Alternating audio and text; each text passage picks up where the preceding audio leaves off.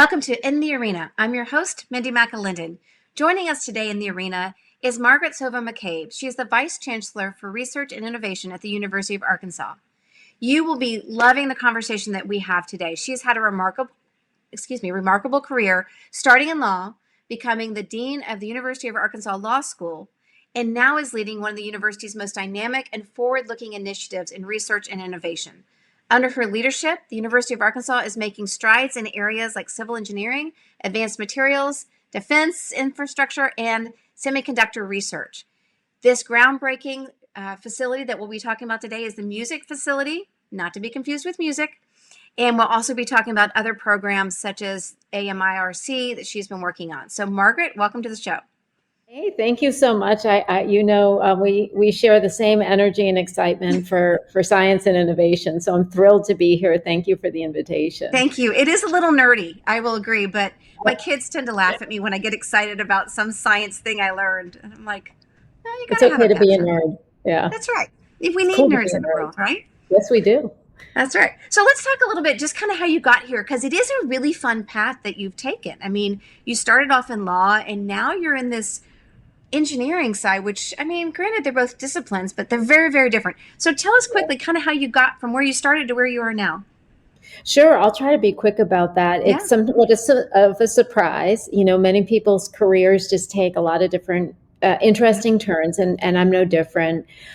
For me, moving from law to research and innovation is not that big a stretch, though. My area of law is actually very much about good use of government and process and things like that. And of course, so much of research and innovation is about federal research grants or how to navigate starting up a business and things like that. And then I don't talk about this a lot, but my own scholarship in law is about both administrative law, but then food and ag law, and how the regulatory system takes up science and takes discovery and turns it into maybe good rules that we might live by. So that, and also Chancellor Robinson is, a terrific leader of the university and had such vision for how we could grow the research enterprise that when he asked me if I'd be interested, I said, well, yes, of course I would be.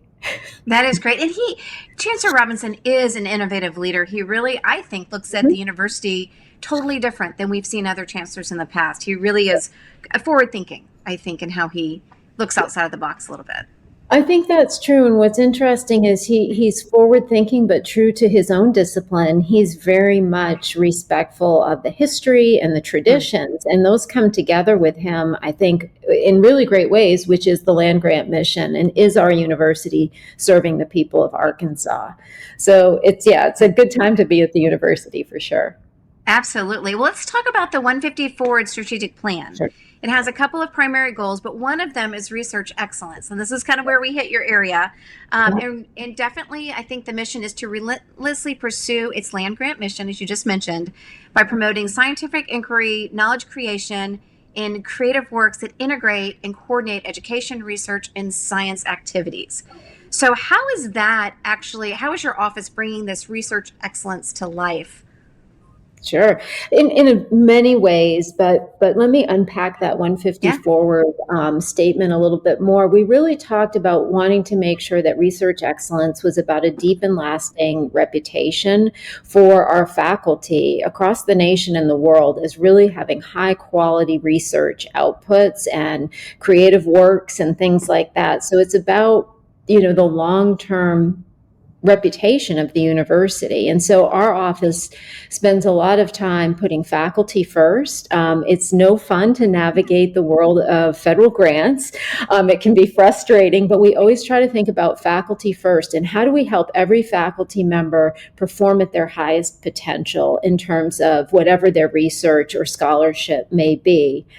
On the other side of that, we really want to be trusted by our federal funders or whoever our funders are, that again, we have high quality outputs, but also that we're very good at the business of research and that we can deliver results. That's really important. And then, of course, the big picture is we make some big decisions. You mentioned the music facility. That's a big investment. And, we appreciate that the state of Arkansas, the federal government contributing to that, as well as the university, but helping make each decision the best decision that we can for the resources we have to continue to build that research enterprise are some of the ways that we try to achieve, that vision of research excellence every day. And I have a terrific team too. I have to say that these people wake up every day thinking about how do we achieve our potential as a university.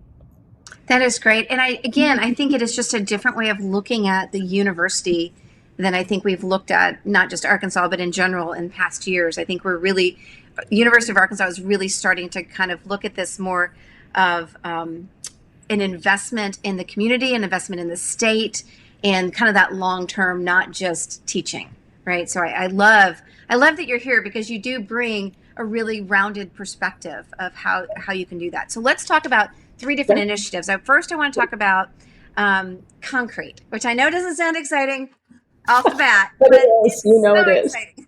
So there's a lot going on with the university, right? U of A has received grants to study novel concrete materials with military applications, and it's kind of fascinating. Who would have thought in the middle of the country that this is one of the things that University of Arkansas is doing? So can you just kind of give us the background on that and tell us how are we impacting our military? Oh, yeah. And you're right. This is such a great topic and it's something that's not obvious, right? But it shows you all the different ways in which research can really have an impact. So our civil engineering facility called CREC is a place where, yes, we have some researchers, many of them, but one who comes to mind for me is Michelle Berry. She works with 3D printed concrete.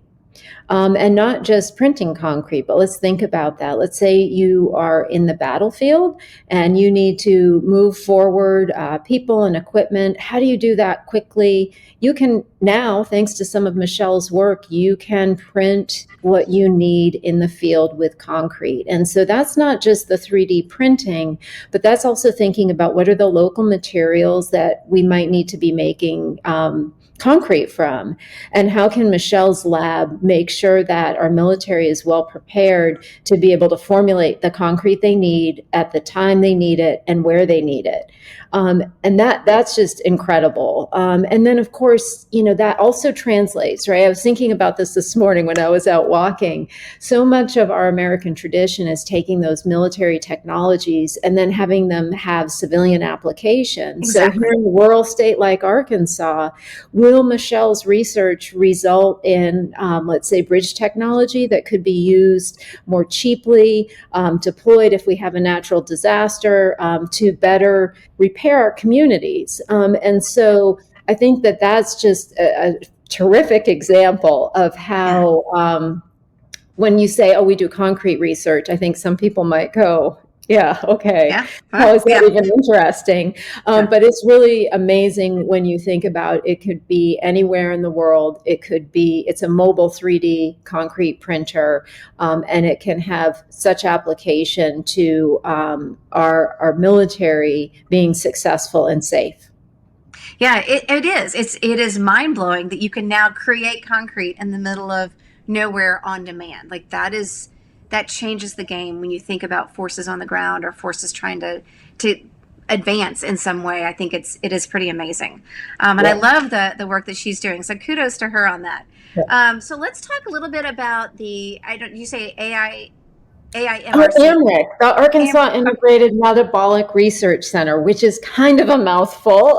It is. But AMRIC is, I want to tell you a little bit about AMRIC because it's also such an amazing success story. And to what you've already said, it's also, I think it speaks to the power of also hiring new faculty, mentoring them, giving them the kind of solid start that they need as researchers to have real impact. So AMRIC is part of a program from the National Institutes of Health, which is really designed to help states like Arkansas, which often in the past has not been as competitive as the federal government would like. We're called EPSCoR states. There are many of us, but the NIH COBRA program that funded AMRIC, this started just about 4 years ago, 5 years ago now.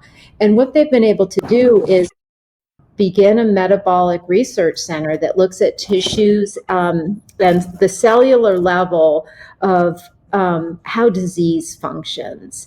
And what they're really looking for is how does aging and tissue repair and again, those cellular level changes related to metabolism, how do we understand those better so that we can come up with better solutions to diabetes, to cancer, to obesity, to wound healing, things like that. But the other thing that I'd want your listeners to know is what's possible in Arkansas, right? So because we're an EPSCoR state, we win this NIH grant, and within 4 years, this group of researchers they've won $34 million in total NIH funding and NSF funding.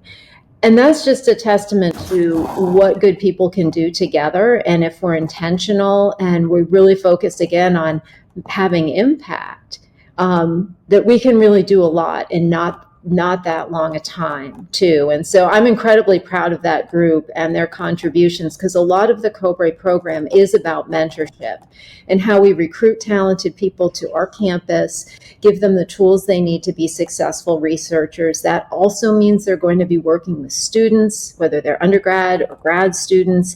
Maybe they'll be making discoveries that start up businesses eventually as well, and having that just virtuous cycle of research leading to discovery, leading to economic activity in our state, which again, it excites us both. So Yes, it does. that's what I It want to does. tell you about AMRIC, because again, they're just a really great story of what's possible here. Well, from what I understand, and the EPSCoR, it's very competitive for those dollars. So $34 million is a significant amount of grant money to be received for this program.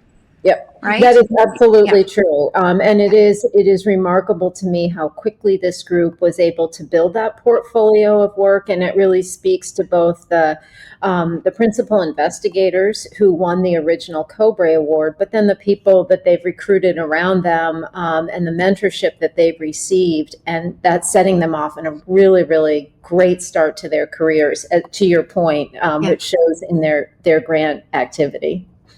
And the mentorship side of it, I think, is really fascinating. I think that's something that often gets left behind, not just in the university world, but in the political world, in the business world, that gets left behind. And so then you end up with the one guy or the one lady who knew what they were doing, goes to a different university, and now we have a hole. Right. And you are working really hard, it sounds like, to make sure that is not happening. That one, we're enticing people to stay where they are. But that two, we are also building that bench deep so that we are able to continue that research moving forward. That is exactly right. And mentorship also, again, all roads lead back to our mission. When we're mentoring people and they're growing their careers and they're committing to stay in Arkansas, I think about this sometimes as a professor, the hundreds of students that they'll reach, and then maybe even a broader reach with scientific discovery into the community. It's really remarkable. And it doesn't always just happen organically, to your point. It has to be intentional. And that's actually the whole point of the COBRA program. And that we've been so successful with it, again, is just a pride point of research excellence for us.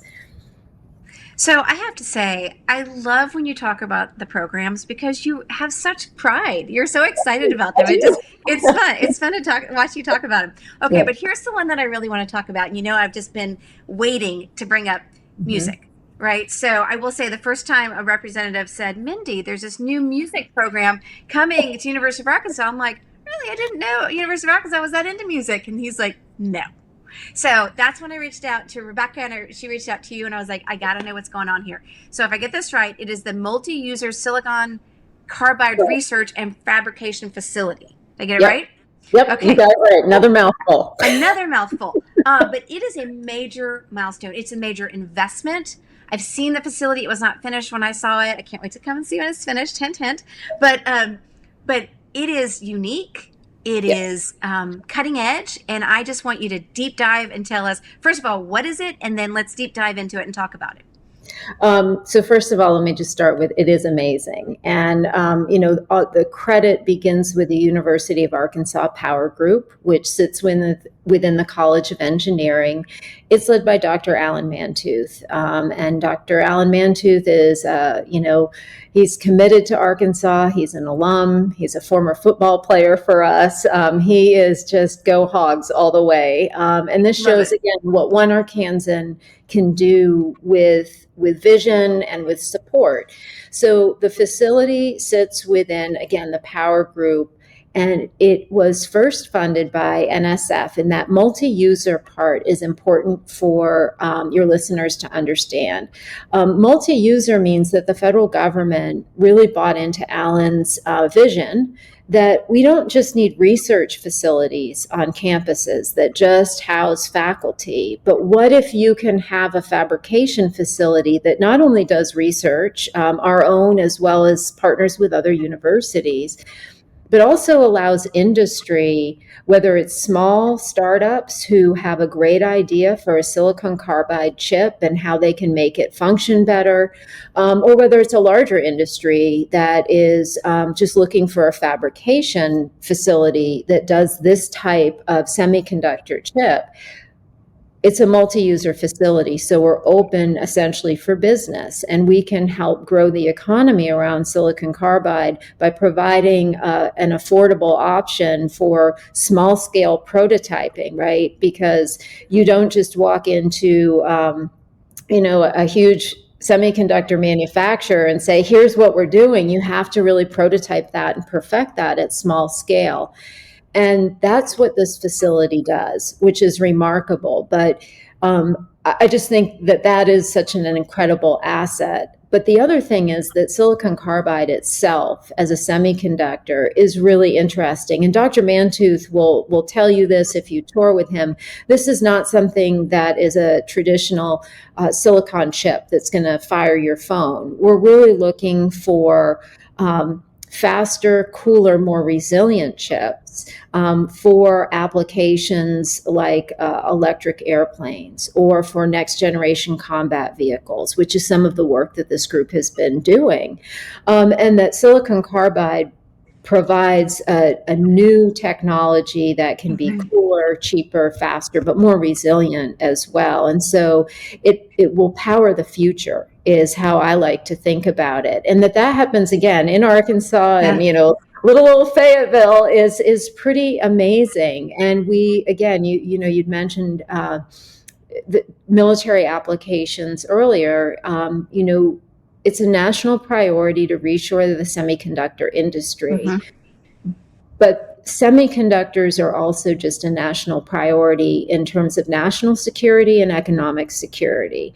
And that we have the opportunity to contribute in our way through this facility, again, speaks to both the power of research, but beyond research, when you can be a multi-user facility and support small businesses or, again, large businesses who are trying to advance American technology, there's kind of no better work than that. Yeah, and it is unique that you are working with kind of those entrepreneurs who want to do other things. To have access to the facility there on campus is really unbelievable and probably unprecedented. So do you know, are there other facilities like this across the country, or are you the only one? This is the first one. That's fantastic. That it's multi-user. I mean, imagine if you were an entrepreneur and you had a great idea. Before music came online or is coming online, you could have a great idea, but you can't fabricate it in the United States right now. Right. But once we open, which is coming right up, you will be able to. And that, again, is a great way to spark our economy as well as our security. Yeah, it is. It is so fascinating. So let's look. Okay, I could talk about music, as you know, for a very long time. Me too. But I'm gonna keep this, it's so great, but I'm going to keep us moving. So let's just look let's look down the road. Let's look 10 years down the road and see how is the University of Arkansas balancing research with industry partnerships and still not losing sight of, I think, the primary goal, which is to be sure that we're educating kids in the process, right? There's a lot of balancing to go on there. But how do we do that? How do we make sure that we are taking those dollars and really, I guess, getting a good return on our investment? Yeah. One of the things I think that's really important for all of us to understand is just the importance of public higher ed, right? To what you just said, it's about who are the next generation of scientists. Well, they're in our classrooms today. And if they, 10 years down the road, maybe they've just returned to us as an assistant professor. They were possibly in Dr. Mantu's lab. And maybe by then we've created a new material and we're doing something other than silicon carbide in music. But they learned in our classrooms what to do. And down the road, they're able to, again, contribute back. Or, 10 years down the road, there are things like AI. That's where I am today. I'm at a convening here in Little Rock. It's on an NSF project, National Science Foundation project called the Industry of Ideas, that's trying to figure out how will AI and AI research impact our economy here in Arkansas in good ways, right? And help us attract AI workforce. And so it's things like AI, and then it's things like the federal priorities in research, which include semiconductors, quantum computing, materials, biomedical engineering. We do it all at the University of Arkansas, but I think if we keep our eye on research excellence, we will continue to link the classroom experience with the benefits of research, and those things together will always benefit the Arkansas economy. And I think when we're benefiting the economy, hopefully we're making Arkansas a more satisfying and fruitful place for everyone.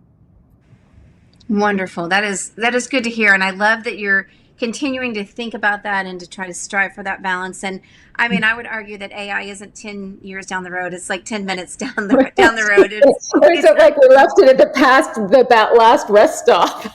Seriously, it is amazing to me, the leaps and bounds. I actually saw a video, totally off topic, a video today, and I've seen some AI videos that are pretty weak. You know what I mean? Like, they're interesting, but today I saw one, and it was like a lion with a zebra, and a giraffe comes in, and I was like, except for I know that didn't happen, it looks really real. Like, it's amazing how quickly things are moving forward, and I can't even imagine in things like music, the ability to use AI to continue to innovate and to continue to find better and better structures and better materials is got to just be wonderful. That is something that I think we should all be excited about, though we should always be mindful maybe of some of the ethics or the challenges of AI, to think about the fact that we can run computations, we can run a digital twin of a prototype before we actually run it through fabrication to optimize it before then. The acceleration of ideas and the efficiencies that one gets with AI are remarkable. And lots of people here are like, we're still going to need humans. And so I think we all should have no worries about that, but I hope we can all have a lot of excitement around that acceleration of technology and the ways in which AI allows us to test a lot of different ideas that we may have more quickly, so that we can really find those discoveries that are going to solve some of our biggest challenges, both as a country and as a world. Oh, I totally agree. Things that used to take, months and years, you can now weed out in days and weeks. And so it is, it's tremendous. And I agree, there's a whole ethical side. That's a whole nother podcast on AI. But yes, I totally agree with you. There's good and there's caution to go with it. So let's, all right, let's go down a little bit further. So what do you see as the most rewarding thing that you do in terms of shaping the innovation at such a major research university? What do you find most rewarding? Yeah. I was going to say it's hard to pick just one, Yeah. but I will. It's what you heard me say about programs. I'm just incredibly proud of not only the faculty but the students that are already, committing their lives to science and discovery. And I know that some subset of that faculty, of those students, they create intellectual property, they create businesses, and then they create really interesting discoveries. If you had told me 5 years ago, you'll be able to walk through music and really understand how all of those pieces of the land grant university fit together to benefit the state, I would have said, what, silicon carbide? Yeah. But it's just, again, the most rewarding part, I think, if I had to summarize it in a kind of global sense, it is seeing people reach their potential. That's great. Yeah. Yeah. And it's just, and That's people are always going to make the world go round, right? People are who are running science. Well, I think it's evident in listening to you speak how much passion you have, not just for the science, but for the people. I mean, I've heard you talk about the mentorship programs and people reaching their potential and individual people who are doing that you have mentioned. It's obvious that that comes through in what you do. And we are so lucky to have you as Vice Chancellor. So thank you for joining me today. I've really enjoyed it. Oh, thank you. I was thrilled to be here. And anytime we want to get together and talk research and innovation or anything else, Yeah. I'm good. Oh, I'm calling you. Yeah. Awesome. All Thank right. you. Thank you so much. Sure. Have a great day. All right. Thank you. Well, I hope you've enjoyed our conversation today with Margaret McCabe, the Vice Chancellor for Research and Innovation at the University of Arkansas here in Fayetteville.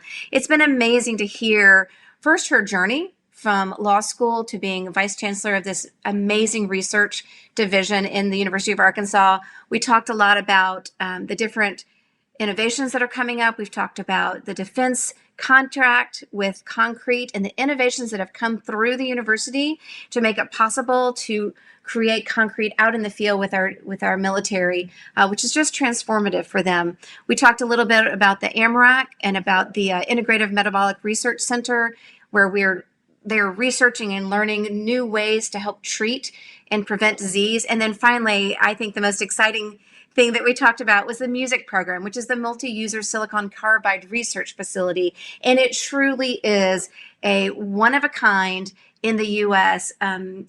Cutting edge technology. It's a huge facility where entrepreneurs as well as big business can come in, they can fabricate, there's research being done, and it integrates the students into the research. It is just amazing. I suggest you go and learn more about music. It is MUSIC, but it is for silicon carbide. So with that, I hope you have a great week and look forward to seeing you next week in the arena.